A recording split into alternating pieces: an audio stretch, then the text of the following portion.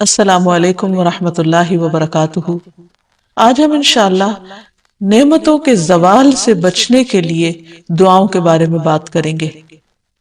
حقیقت یہ ہے کہ ہمارے پاس جو کچھ بھی ہے سب اللہ سبحانہ وتعالیٰ ہی کی طرف سے ہے، جیسے قرآن پاک میں آتا ہے وَمَا بِكُم مِّن نِّعْمَةٍ فَمِنَ اللَّهِ، تمہارے پاس جو بھی نعمت ہے وہ سب کی سب اللہ تعالیٰ کی طرف سے۔ اگر انسان غور بھی کرے تو بات بھی درست ہے، کیونکہ کون سی چیز ایسی ہے جو ہم نے خود بنائی ہو یا خود اگائی ہو یا خود تیار کی ہو، سب کا سب اللہ سبحانہ تعالیٰ ہی کا دیا ہوا ہے۔ ہم صرف ان کو استعمال کرتے ہیں، اپنی ضرورت کے مطابق ان کو ڈھال لیتے ہیں، ورنہ ہم ان کے بنانے والے نہیں، نہ ہم بارش برسانے والے ہیں اور نہ زمین سے سبزہ اگانے والے ہیں۔ اگر اللہ تعالیٰ بارشوں کو روک لے تو کون بارش برسا سکتا ہے، اور اگر اللہ تعالیٰ زمین کو بنجر اور ویران کر دے تو کون ہے جو اس میں کچھ اگا سکے۔ اسی طرح اگر ہمارے پاس بولنے کی طاقت ہے تو یہ بھی اللہ سبحانہ تعالیٰ کی دی ہوئی ہے۔ اسی طرح کھانے پینے کی بے شمار نعمتیں ہیں، اور بھی بہت ساری چیزیں، اولاد، اچھے ساتھی، دوست، احباب، سب سے بڑھ کر اللہ سبحانہ تعالیٰ کی طرف سے آئی ہوئی ہدایت، یہ تمام چیزیں ہمارے فائدے کے لیے،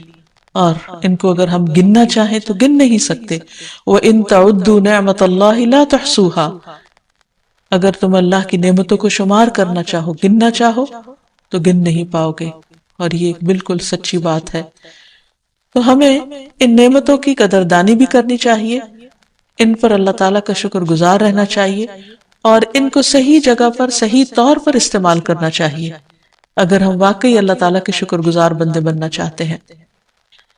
اور اس کے لیے ہم کوشش کے ساتھ ساتھ جب دعا کرتے ہیں تو اللہ تعالیٰ دعاؤں کا سننے والا ہے۔ تو آئیے دیکھتے ہیں کہ وہ کون سی دعائیں ہیں جو نعمتوں کی حفاظت کے لیے ہمیں سکھائی گئی ہیں، اور اسی طرح وہ کون سے طریقے ہیں کہ جن کے ذریعے نعمتوں کی حفاظت ہوتی ہے اور نعمتیں طویل عرصے تک انسان کے پاس رہتی ہیں اور انسان ایک پرلطف زندگی گزار سکتا ہے۔ جیسے ہم دیکھتے ہیں کہ ایک مرتبہ اکرمہ بن ابی جہل نے، جب نبی صلی اللہ علیہ وسلم نے مکہ فتح کر لیا اور وہ بھاگ گیا وہاں سے اور جا کر کشتی میں سوار ہو گیا، اور جب کشتی ڈوبنے لگی تو کشتی کے مالک نے کہا کہ اب تمہارے بت تمہیں نہیں بچا سکتے، صرف ایک اللہ کو پکارو، وہی تمہاری مشکل آسان کرے گا۔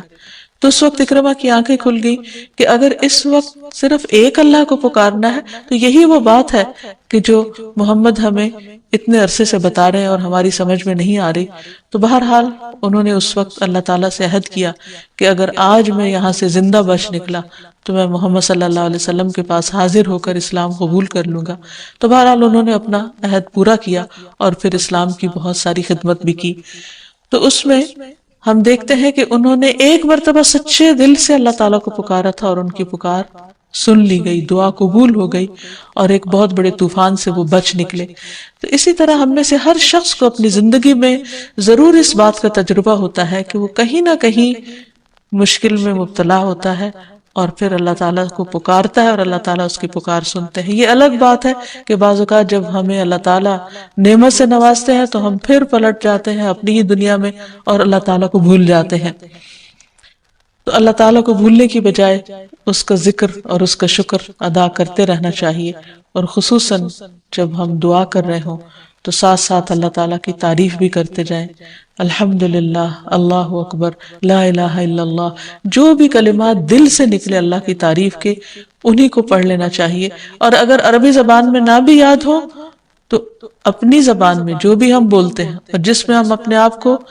زیادہ بہتر طور پر سمجھتے ہیں کہ ہم اللہ تعالیٰ کو پکار سکتے ہیں، اس زبان میں اللہ تعالیٰ کو پکاریں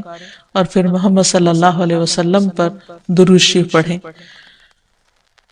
تو انشاءاللہ اللہ سبحانہ وتعالیٰ دعائیں سنے گا۔ جہاں تک نعمتوں کے زوال کا تعلق ہے، یعنی نعمتوں کے ختم ہو جانے کا تعلق ہے، تو یہ دراصل انسان کا ایک امتحان بھی ہے اور اس کے ساتھ ساتھ بعض اوقات عذاب بھی۔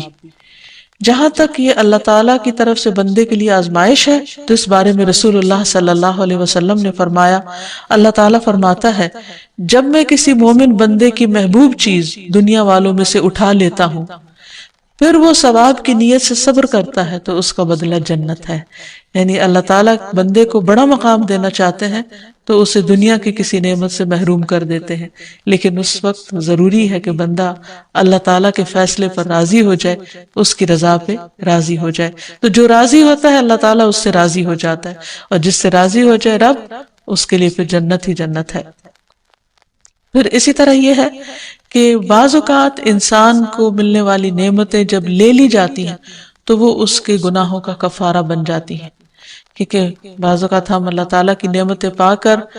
وہ شکر ادا نہیں کر رہے ہوتے یا اطاعت نہیں کر رہے ہوتے، تو اللہ تعالیٰ پھر وہ نعمت واپس لے لیتا ہے تاکہ بندہ ہوش میں آئے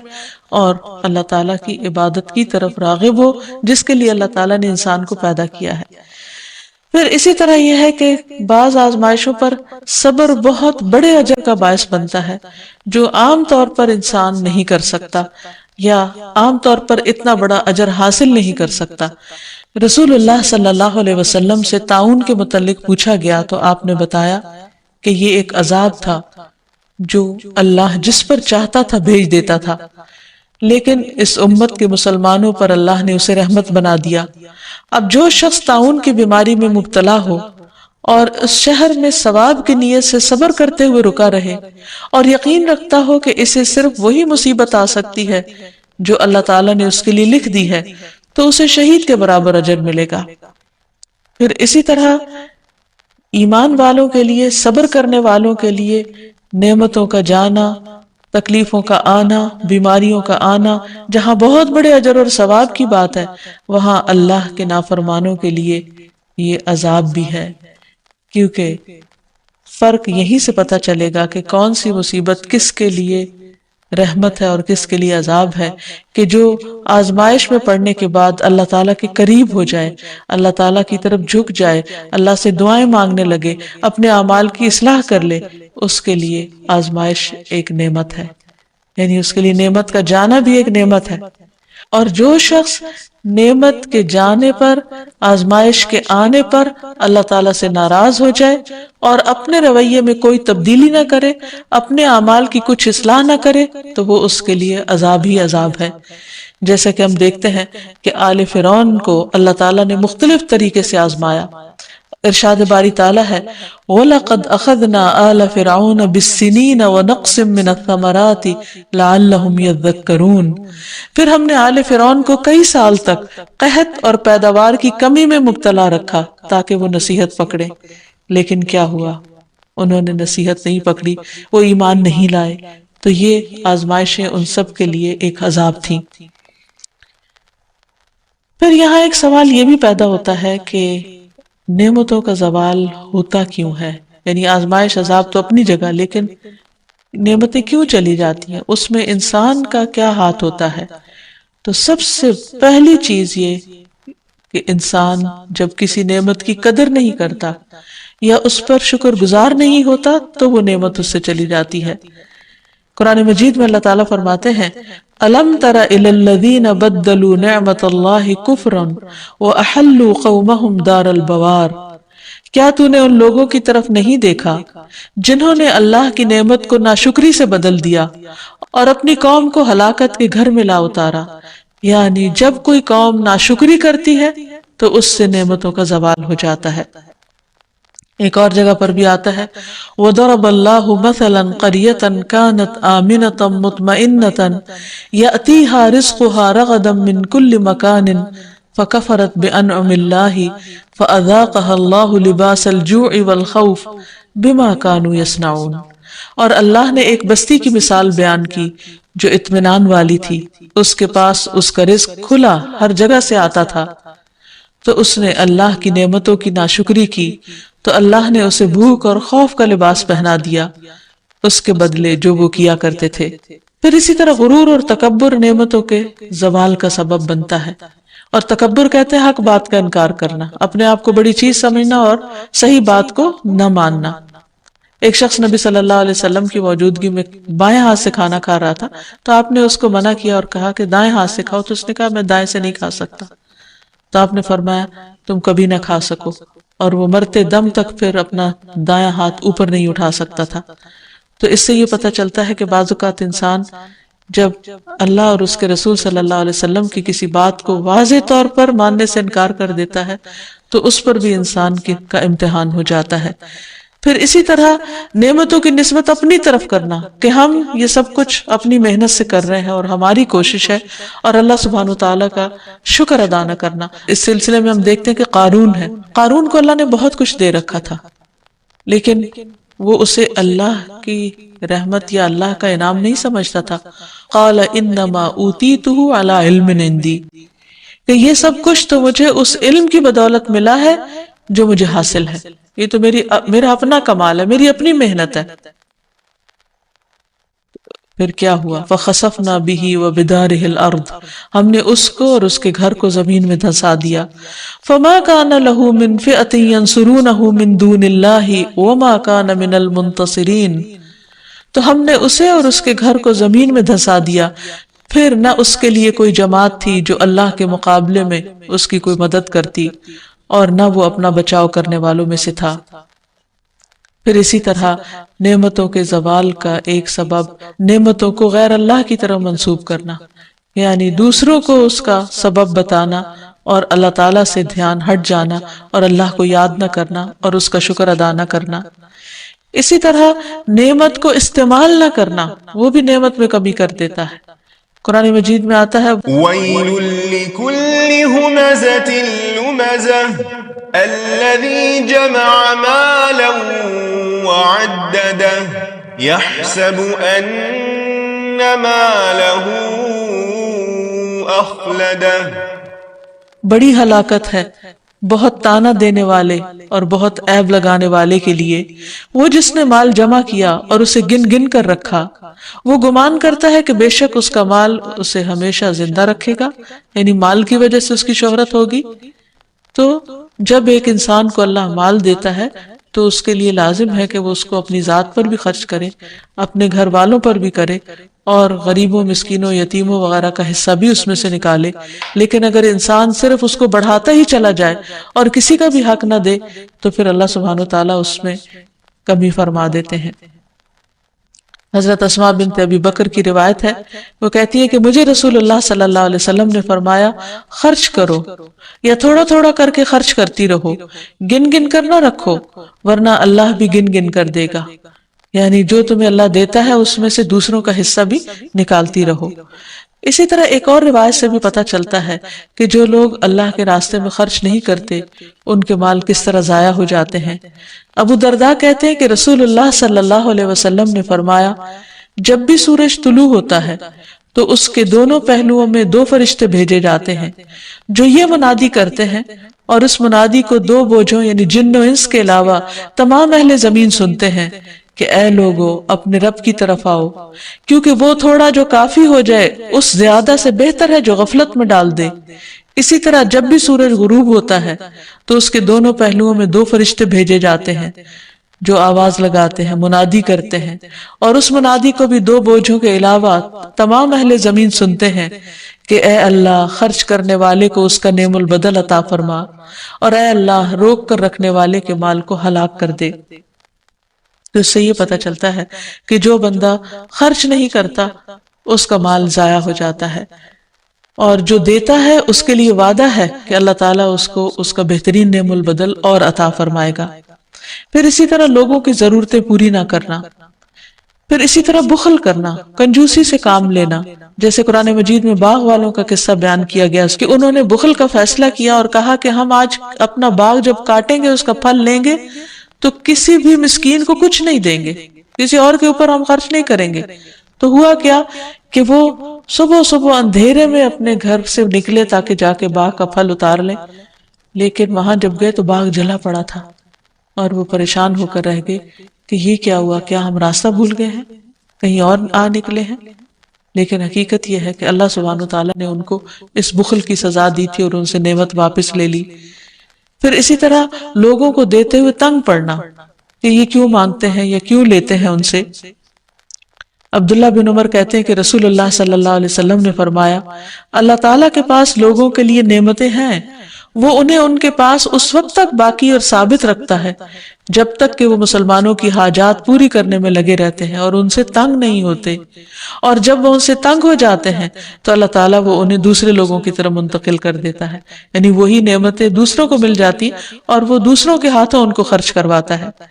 پھر اسی طرح سرکشی کرنے والی قومیں، سرکشی کرنے والے افراد، اللہ سبحانہ وتعالیٰ ان سے بھی نعمتیں لے لیتا ہے۔ پھر گناہ اور نافرمانی کے کام نعمتوں کے زوال کا سبب بنتے ہیں۔ پھر اسی طرح انسانوں کے بعض کھلم کھلا گناہ جو ہے وہ انسانوں کے لیے قحط سالی کا باعث بنتے ہیں، ایسی بیماریوں کا سبب بنتے ہیں جو پہلی قوموں میں نہ تھی۔ تو اس لیے نعمت کو برقرار رکھنے کے لیے بہت ضروری ہے کہ نمبر 1 اللہ تعالیٰ کا شکر ادا کیا جائے، کیونکہ اللہ تعالیٰ کا وعدہ ہے لَإِن شَكَرْتُمْ لَأَزِيدَنَّكُمْ، اگر تم نے شکر ادا کیا تو میں اپنی نعمت تمہیں اور زیادہ عطا کروں گا۔ پھر اسی طرح نیک اعمال کرنا، اللہ تعالیٰ کو راضی رکھنا، جیسے اللہ تعالیٰ فرماتے ہیں اعملوا آل داود شکرا وقلیل من عبادی الشکور، اے داؤد کے گھر والو شکر ادا کرنے کے لیے عمل کرو اور بہت تھوڑے میرے بندوں میں سے شکر گزار ہیں۔ یعنی اللہ نے نعمتیں تو بہت سو کو دے رکھی ہیں لیکن شکر گزار لوگ کم ہیں۔ اور شکر گزاری کیا ہے کہ دل سے بھی انسان راضی ہو، زبان سے بھی اچھی بات نکالے اور عمل بھی اس کا اللہ تعالیٰ کی مرضی کے مطابق ہو۔ پھر والدین کے ساتھ نیکی اور صلہ رحمی کرنا، یہ بھی مال میں اضافے کا ذریعہ بنتا ہے۔ رسول اللہ صلی اللہ علیہ وسلم نے فرمایا جس شخص کو یہ بات پسند ہو کہ اس کی عمر میں برکت اور رزق میں اضافہ ہو جائے، اسے چاہیے کہ اپنے والدین کے ساتھ نیکی کرے اور صلہ رحمی کیا کرے۔ پھر اسی طرح مال کو خرچ کرنا، کیونکہ خرچ کرنے سے مال مزید بڑھ جاتا ہے۔ اللہ تعالیٰ فرماتے من ذا الذی یقرض اللہ قرضا حسنا فیضاعفہ لہ اضعافا کثیرہ واللہ یقبض ویبسط والیہ ترجعون، کون ہے جو اللہ تعالیٰ کو قرض حسنہ دے تو اللہ اسے کئی گنا بڑھا کر زیادہ عطا کرے،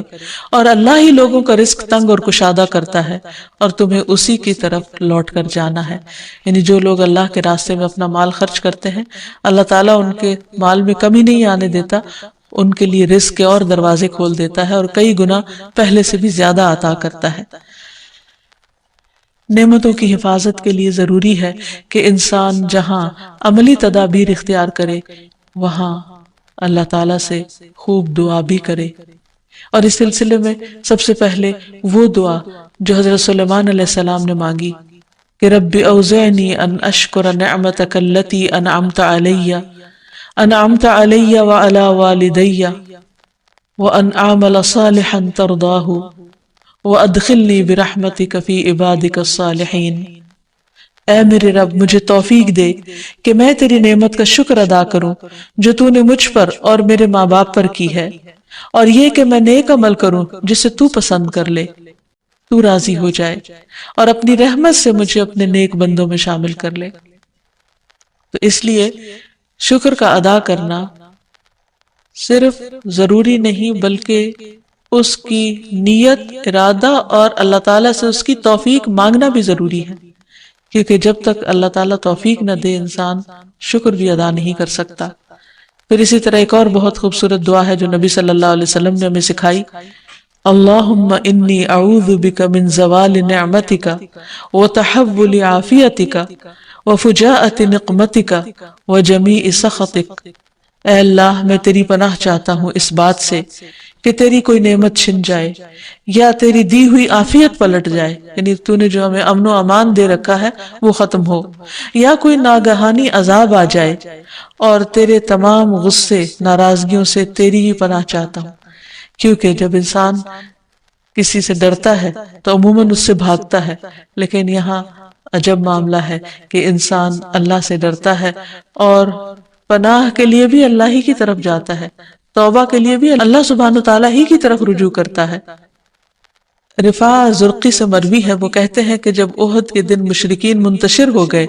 تو رسول اللہ صلی اللہ علیہ وسلم نے فرمایا برابر ہو جاؤ تاکہ میں اپنے رب عز و جل کی ثنا کروں۔ لوگ آپ کے پیچھے صفے بنا کر کھڑے ہو گئے اور آپ نے کہا اللہم لک الحمد کلہ اللهم لا قابض لما بسطت ولا مقرب لما بعدت ولا مباعد لما قربت ولا معطي لما منعت ولا مانع لما أعطيت اللهم ابسط علينا من بركاتك ورحمتك وفضلك ورزقك اللهم إني أسألك النعيم المقيم الذي لا يحول ولا يزول اللهم إني أسألك النعيم يوم العيلة والأمن يوم الحرب اللهم أعوذ بك من سوء ما أعطيتنا وشر ما منعت منا۔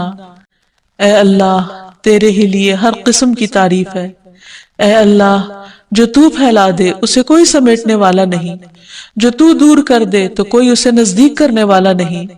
جسے تو نزدیک کر دے تو اسے کوئی دور کرنے والا نہیں،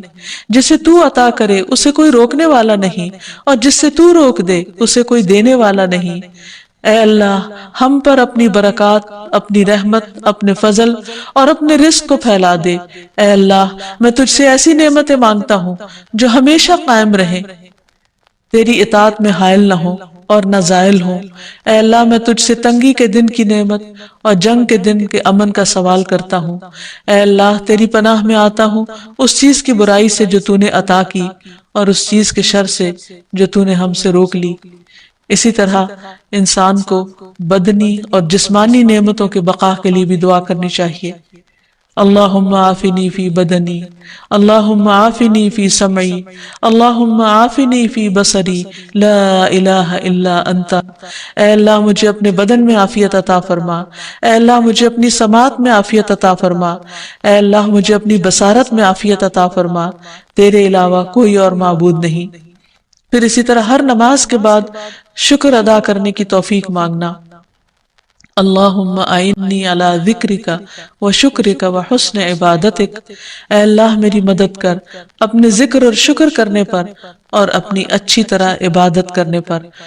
پھر اسی طرح سجدہ تلاوت میں بھی اللہ تعالیٰ کا شکر ادا کرنا۔ تو خلاصہ یہ ہے کہ اگر انسان یہ چاہتا ہے کہ اس پر نعمتیں باقی رہیں تو اسے نعمتوں کی قدردانی اور شکر کے ساتھ ساتھ اللہ تعالیٰ سے نعمتوں کے بقا کی دعائیں کرتے رہنا چاہیے، اور خصوصاً نبی صلی اللہ علیہ وسلم کی دعاؤں کو نہیں بھولنا چاہیے، کیونکہ آپ کو جامع کلمات عطا کیے گئے تھے اور آپ نے ہمیں بہت بہترین دعائیں سکھائی ہیں۔ اللہ تعالیٰ سے دعا ہے کہ وہ ہمیں ملنے والی نعمتوں کی حفاظت فرمائے اور دنیا اور آخرت میں آپ سب کو مزید نعمتیں عطا فرمائے۔